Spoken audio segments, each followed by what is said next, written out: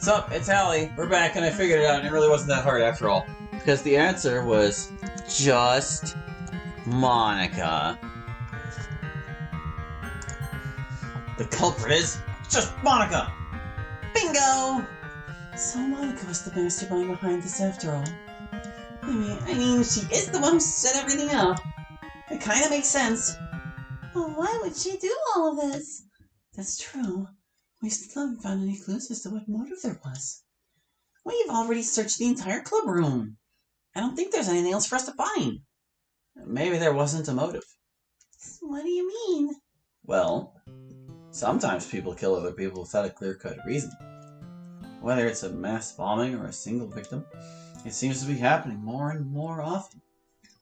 Sometimes we're even doing it to ourselves, because we have nowhere to go, no one to talk to, nothing to do with our lives. Jeez, Hallie, way to bring down the mood! And when those people are killed, they're being done a favor. They were going to kill themselves anyway. Because no matter what they do, no matter what they say, life is only going to get worse for them.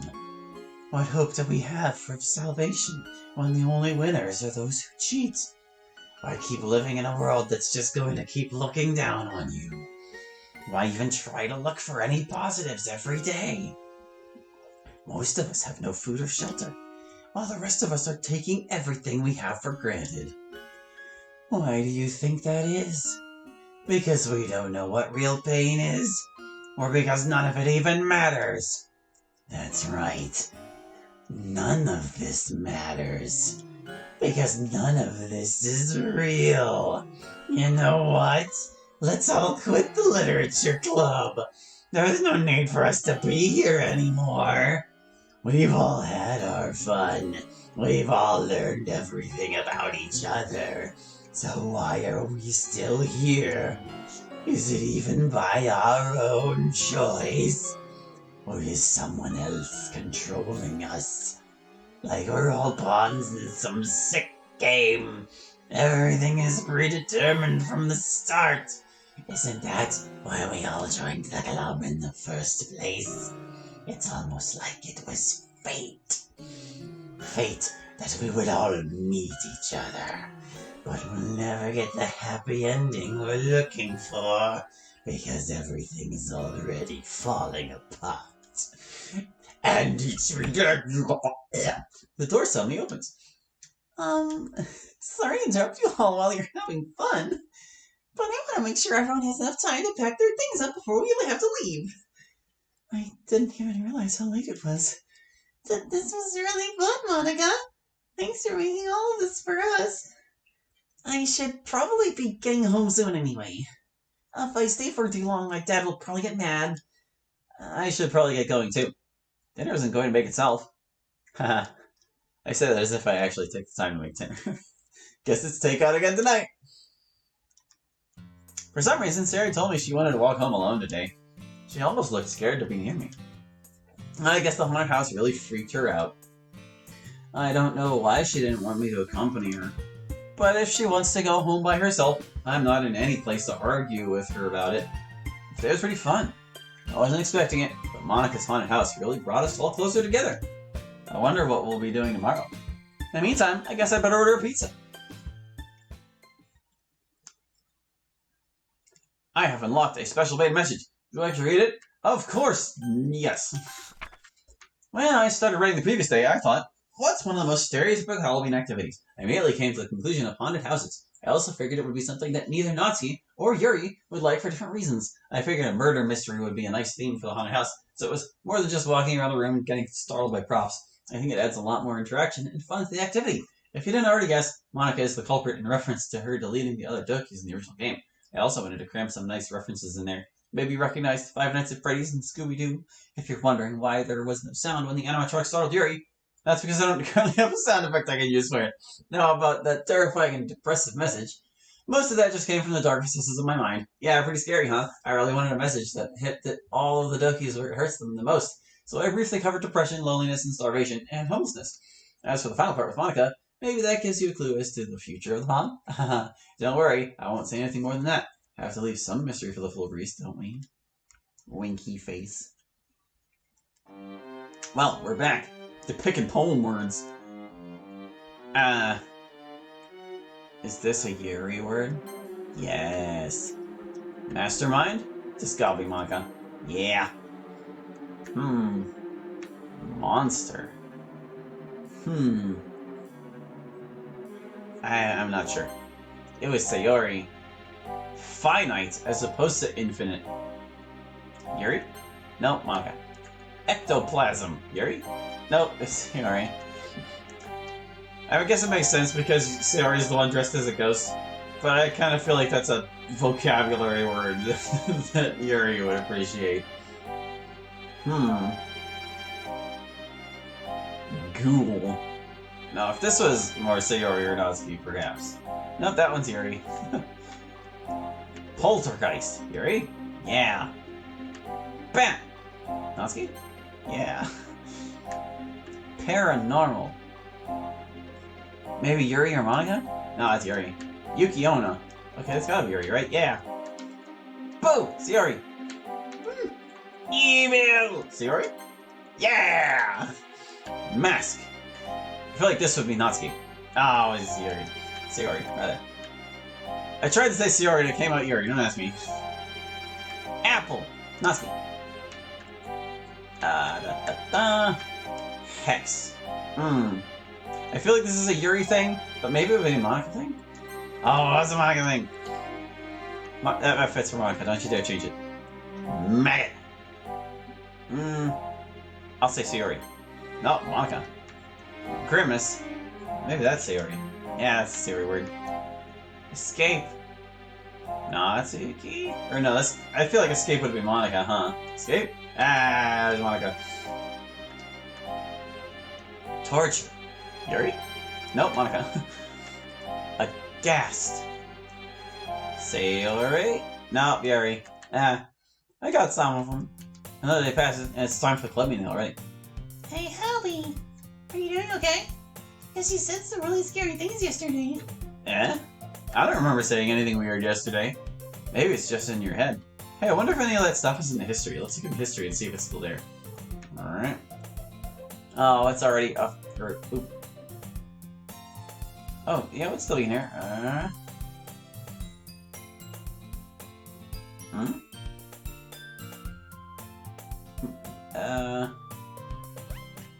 Yeah, that's all gone. Cause see, like, they were talking about the culprit, and then I named them. And they turbled it. They purged it all. Good job. I'm proud of you. Maybe it's just in your head. Yeah, maybe. Just remember that if you're feeling bad, I'm here for you. Alright, Sayori. About yesterday? Are you feeling alright, Hallie? I was a bit worried after all of the creepy things you said. It just didn't sound like you. I'm fine. Sayori came to me about this too. I don't know what you think I said, but I really don't remember saying anything weird. Alright. I know Sayori Natsuki probably already approached you about this, but after what happened yesterday, I just wanted to make sure you were alright. Thank you for your concern, Yuri. But I really don't know what you all are talking about. I don't remember anything weird happening yesterday. Well, as long as you're feeling alright now, then I won't bother you about it anymore. Hello, Hallie! Look, if this is about yesterday, I really don't remember anything. What are you talking about? I was just going to tell you that we're starting today's activity soon. Never mind, it's not important. Okay. But remember that I'm here for you if you ever need to get something off your chest. Thanks, Monica. I don't know what all that was about. There's no point worrying about it now.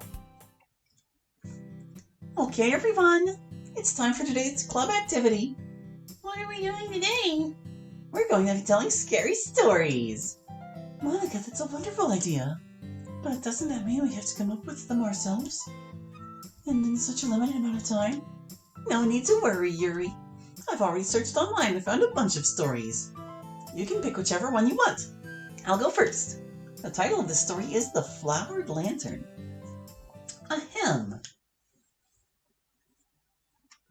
Nice fading. There was once a beautiful young maiden named Suyu, whose father was a high-ranking samurai.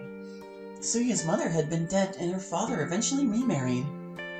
Although it became obvious to Suyu's father that she and her stepmother couldn't get along, wanting to ensure his only daughter's happiness, he had a luxurious house built for her away from them and had her move into it. One day, the family physician went to Suyu's residence on a routine visit with a young samurai named Hagiwara, who was very handsome. Suyu and Hagiwara fell in love the moment they set eyes on each other. Unbeknownst to the doctor, the two pledged themselves to each other for life. Before the two left, Suyu whispered to Hagiwara that she would surely die if he didn't return to see her. Hagiwara didn't forget her words, but etiquette forbade him to make a call to visit a maiden alone, so he had to wait for the doctor to ask him to join him on another visit. The doctor, however, had perceived his sudden affection for Suyu. Suyu's father was known to behead those who angered him, but fearing that he would hold him responsible for introducing the two, he avoided Hagiwara. Months passed and Suyu, feeling scorned that Hagiwara had abandoned her, passed away. Not long afterwards, the doctor ran into Hagiwara, informing him of Suyu's death. Hagiwara was deeply saddened and mourned greatly over her, saying prayers and burning incense for her. After sundown on the first night of the Festival of the Dead, Hagiwara sat outside, still grieving the loss of his love until late evening. However, just as he was about to go inside and go to sleep, he heard footsteps on the path outside his gate. Hagiwara lived on a lonely street with few pedestrians, and since it was so late out, he decided to see who it was. To his great surprise and delight, the person walking along the path was none other than Suyu, carrying a paper lantern decorated with flowers to light her way. Hagiwara called out Suyu's name, and she immediately came to him and embraced him. Each of them told the other that they were told by the doctor that the other person had died. Suyu told him that her father wanted her to marry another man.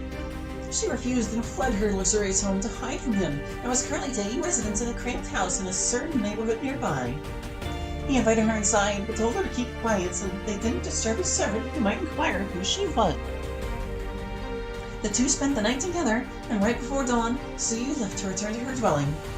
On the next night, Suyu visited again at the same time she had arrived the previous night. This music is getting quite epic. This time, however, Hagiwara's servant awoke and heard a young woman's voice he didn't recognize. Curious, but not wanting to disturb his master, he snuck to his master's room and peeked through a small crack in his door and saw that he was indeed talking to a young woman. The woman's back was turned to him, but he was able to make out that she was very thin and was dressed in a very elegant kimono that only the upper class would wear. His curiosity piqued, the servant decided to get a glimpse of this girl's face before retiring.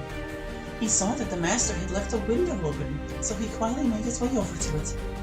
As he peered inside, he saw to his horror that the face of the woman was one that was long dead, and the fingers caressing his master's face were those of naked bone. He fled away in terror without making a peep. The next morning, the servant approached his master and asked him about the woman. At first, Hagiwara denied having any visitors, but after perceiving that it was to no avail, he confessed everything that had transpired. The servant told Hagiwara that what he saw the night before, and felt surely his master's life was in danger. He pleaded for him to see a priest about it. Startled, but not entirely convinced, Hagiwara decided to put his servant's mind at ease by finding Suyu's residence. Hagiwara set out and explored the neighborhood that Suyu told him she was staying at. He looked around and inquired people about her, but to no avail.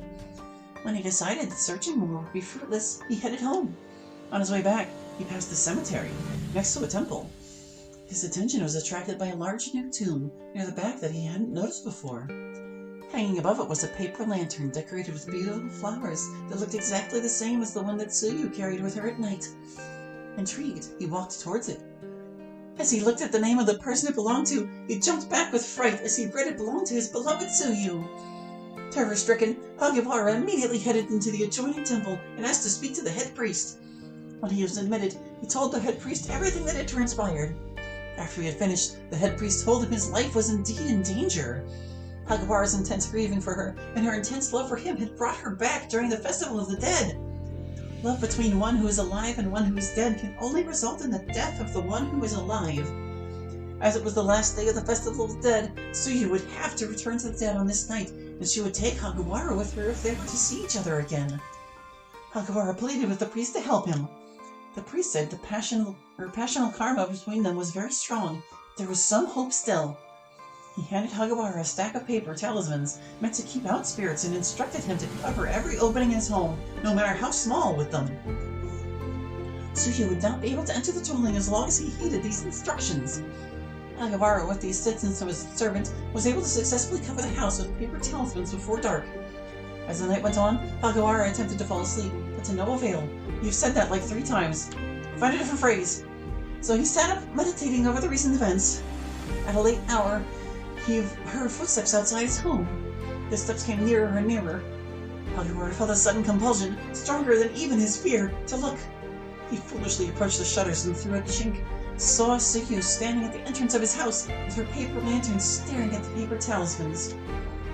Never before had he seen Suyu look so beautiful, and his heart felt so drawn to her.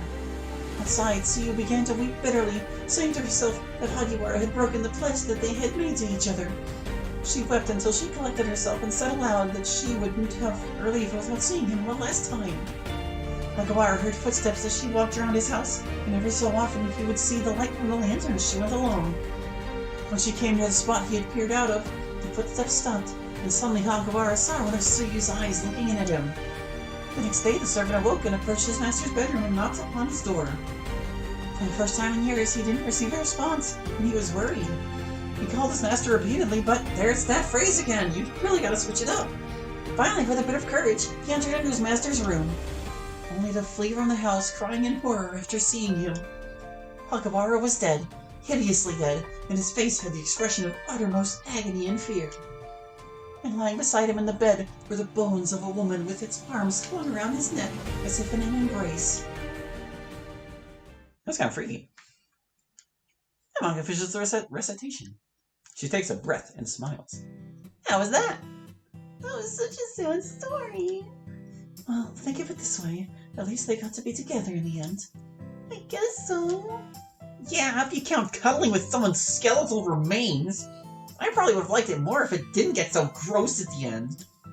I, for one, enjoyed the story. When the spirit of Suya was wandering around Hagawara's home on the last day of the Festival of the Dead, you could really feel her sorrow at being betrayed by her true love. Yeah, that part really got to me. Aside from that, it was a fun story. Does anyone else want to go next? I do! Let me just find a good one. There's a big pile of papers on the table. Oh wow, there's a lot of them. Ah. She reaches for a stack of papers that seem to be titled "Sweet Dreams Are Made of Screams."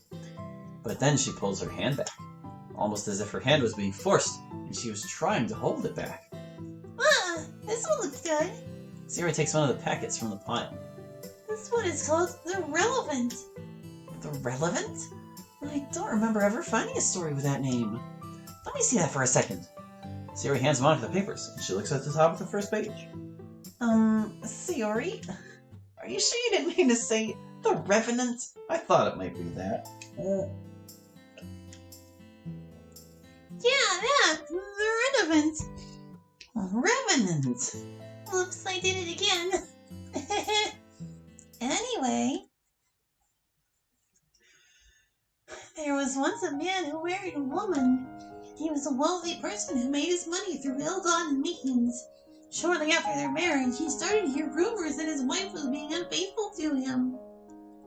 Anxious to ascertain the truth, the man told his wife he was going away on a business trip for a few days and left the house. Unbeknownst to his wife, the man snuck back into the house later in the evening with the aid of one of his servants. The man climbed up one of the beams overhanging his bedroom, her bedchamber, and laid in wait. Shortly afterwards, his wife entered with a man of the neighborhood. The two chatted for a while and then began to undress themselves. The man at this time clumsily followed around not far from where the two were, unconscious. The adulterer grabbed his clothes and ran away, but the wife came over to her husband and gently patted his hair until he awoke. The man chastised his wife for her adultery and threatened punishment once he recovered from his fall. The man, however, never recovered from his fall and died overnight. He was buried the next day. That night, the man's corpse rose up from his grave and began to wander the neighborhoods. As dawn broke, he would return to his grave. This continued night after night, and people began locking their doors, fearing to go out to run any errands after the sun went down, lest they run into the creature and be beaten black and blue. Not long afterwards, the town became plagued by disease, and there was no doubt in their minds that the corpse was to blame. People started fleeing the town, lest they too should die by the disease. As the town was falling apart, a meeting was gathered and it was decided that the corpse should be dug up and disposed of. A group of people took spades and found the cemetery the man was buried in. They didn't have to dig long before they reached the man's corpse. Once he was fully disinterred, the villagers beat the carcass with their shovels and dragged the body out of town. There they built a great fire and threw the body on the fire. Ah! The man's corpse let out a blood-curdling scream and attempted to crawl out of the flames before finally succumbing to them. Well, that was intense. Sarah finishes the story with a somewhat bewildered expression. That was kind of a weird story, but at the same time I liked it. The bad guy ended up getting his punishment for being so cruel to his wife. And the villagers got their revenge for all the bad deeds his ghost did to them. Oh, there's a valuable life lesson. Do the crime and you pay the time. Well, that's not the best way to put it, but you know what I mean. Indeed. After all of the terrible misdeeds he had committed, his suffering in the afterlife was fair enough retribution. I think I'll take a shot at this next. Let's see if we can find anything good in here. Natsuki leaves the papers, trying to find a story to read.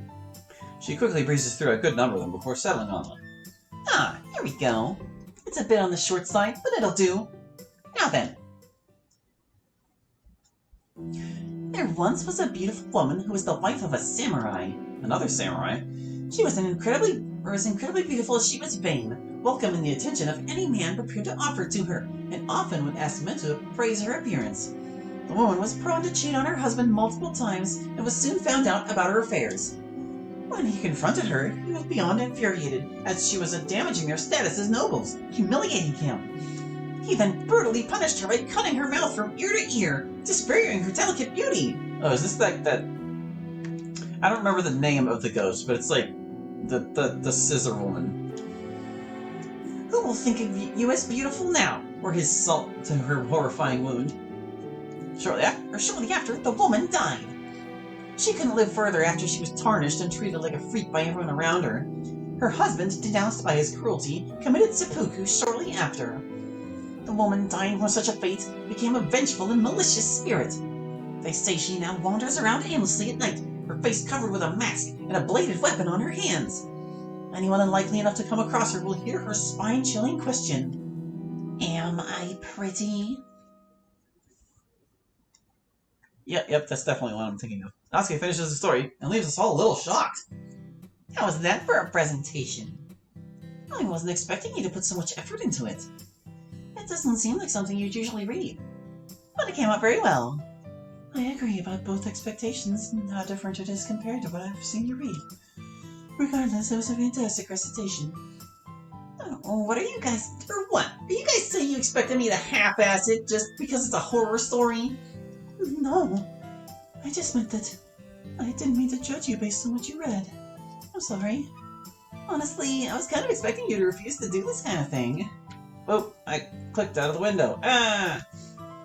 Since you said that you don't like horror and all. But I guess I was wrong. You volunteered to read a story out loud to all of us before Yuri or even Hallie had a chance to. That's a pretty big step compared to when we were all sharing poems with each other. So take it as a compliment. Well, that's because it was something that I wrote. And I didn't really feel comfortable sharing stuff like that at the time. But this was someone else's work, so I was fine with reading it. It's not something personal to me. Besides, this was just a one-time thing anyway. It's not like I'll have to do it again. I wouldn't be so sure about that. What do you mean? Never mind that. Who wants to go next? I'd like to go last if that's alright. Okay. Then I guess it's your turn, Hallie. Alright. I approach the pile of papers. Now that I get a good look at them, they seem to be stapled and sorted by title alphabetically.